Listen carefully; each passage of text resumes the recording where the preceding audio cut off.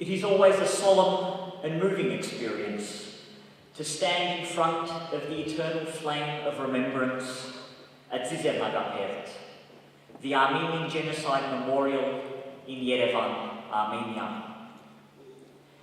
I had just finished reading Eli Wiesel's speech, which he delivered on the 10th of November 1986, as he accepted the Nobel Peace Prize for speaking out against violence, repression and racism.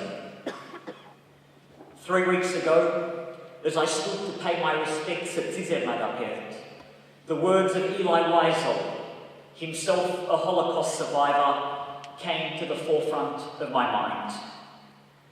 A simple yet powerful sentence, which encapsulates the very essence as to why we have gathered here this evening.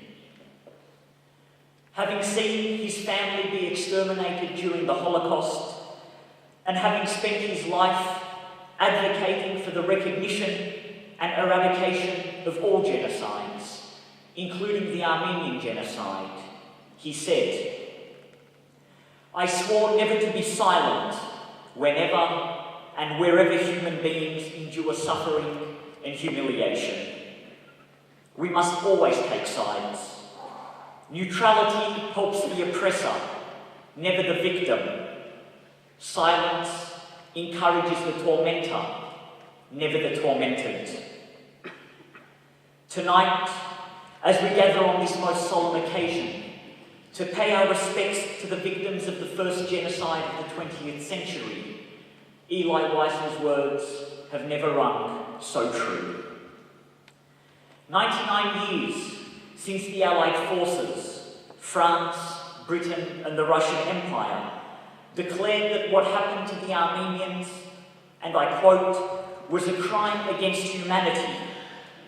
Many nations today continue to remain silent, and sadly, the silence of Australia is near-deafening. A nation whose first international humanitarian relief program was directed to victims of the Armenian Genocide. A nation who funded orphanages on lands far away from its shores. A nation who proudly raised its voice to ensure that the voiceless were heard, today allows its proud history to be buried in the archived ruins of some of our most noted public institutions. Tonight, the flags of many nations, including the state flags of New South Wales and South Australia, stand as a proud testament to their moral position on this issue. Sadly, once again, the Australian flag stands alone. Gandhi once said, "There is a higher court than the courts of justice, and that is the court of conscience. It supersedes all other courts." Today, unfortunately, there are those who are in a position of power that have allowed their moral conscience to be eroded and have allowed themselves to denigrate the memory of the victims of this greatest crime against humanity. The Armenian National Committee of Australia today, as it has always, remains entrenched on the front lines in defending our Haitad, the Armenian cause. Last year, we saw the first ever parliamentary delegation, comprised of 7 members of the New South Wales Parliament, join the Armenian National Committee on a visit to the Republic of Armenia and the Republic of Nagorno-Karabakh. As a community, we succeeded in halting noted genocide denier Professor Justin McCarthy in his attempt to utilise respected Australian institutions to deny the historical reality of the Armenian Genocide. We witnessed a powerful segment which aired on ABC's 7:30 programme, which referred to the Armenian Genocide without qualifiers. These are all but a small spectacle of what the Armenian National Committee of Australia does on a daily basis to ensure that the historical reality of the Armenian Genocide is never allowed to be denigrated or misrepresented. Unfortunately, we also saw those who were in a position of power lose their moral compass and sadly add their name to a list of individuals who have succumbed to pressure and political blackmail. The story of the former Foreign Minister of Australia, Bob Carr, is one which we were all subjected to.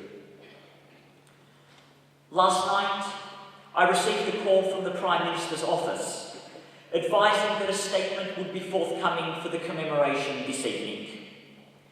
In his years as opposition leader, Tony Abbott had sent powerful messages of support marking the commemoration of the Armenian Genocide.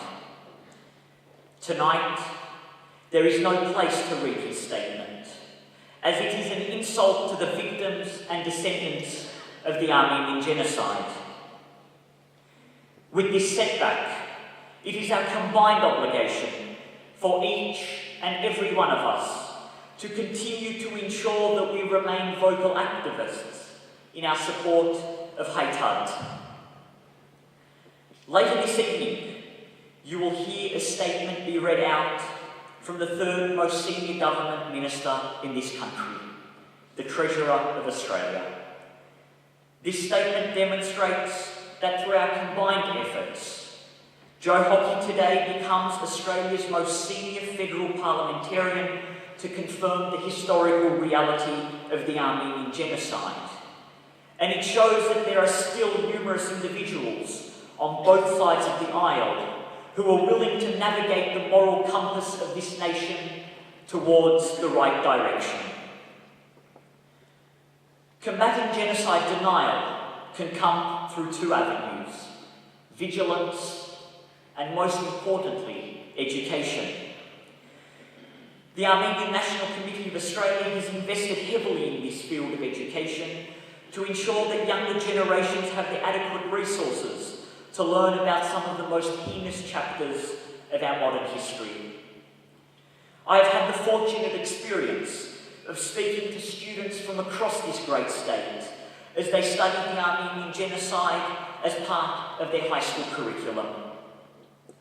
Our belief in education has and continues to stem from the wise words of the late Nelson Mandela, who said, "Education is the most powerful weapon which you can use to change the world."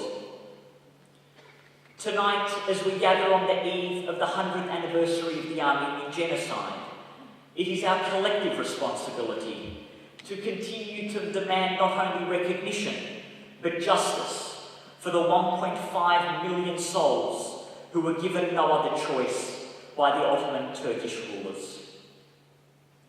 We still have a long road ahead of us in our quest for recognition and justice, not only here in Australia, but all around the world. Recognition is not the end, but simply a means to help heal a deep wound that successive generations of Armenians have had to endure over the past century. In 1915, when three men, Talat, Enver, and Cemal Pasha, whose names are now etched in the history pages of humanity as being some of the greatest barbarians of the 20th century, attempted to annihilate the entire Armenian population of the Ottoman Empire, they orchestrated it in a manner to ensure it was not only the Armenian race that would become extinct, but its language, history, and culture would fall to the same fate. Tonight's commemoration, the very existence of an Armenian state, the very existence of our continued identity, serves as the greatest testament to the failure of the genocidal policies of the Ottoman Turkish Empire. It is only fitting that tonight, in honour of those who made the highest sacrifice, and in honour of those great individuals, including the likes of Lemkin and Weisel, and the countless number of unsung heroes who helped steer the moral compass of humanity for the betterment of all, that I end my remarks with the words of Theodore Roosevelt, who in 1918 poignantly said, "The Armenian massacre was the greatest crime of the war, and the failure to act against Turkey is to condone it. The failure to deal radically with the Turkish horror means that all talk of guaranteeing the future peace of this world is mischievous nonsense. Let us collectively work to ensure that the efforts of the righteous only ever lead us to a world free of the crime of genocide, so that finally 1.5 million innocent Armenian men, women and children will finally be able to rest in peace." Thank you.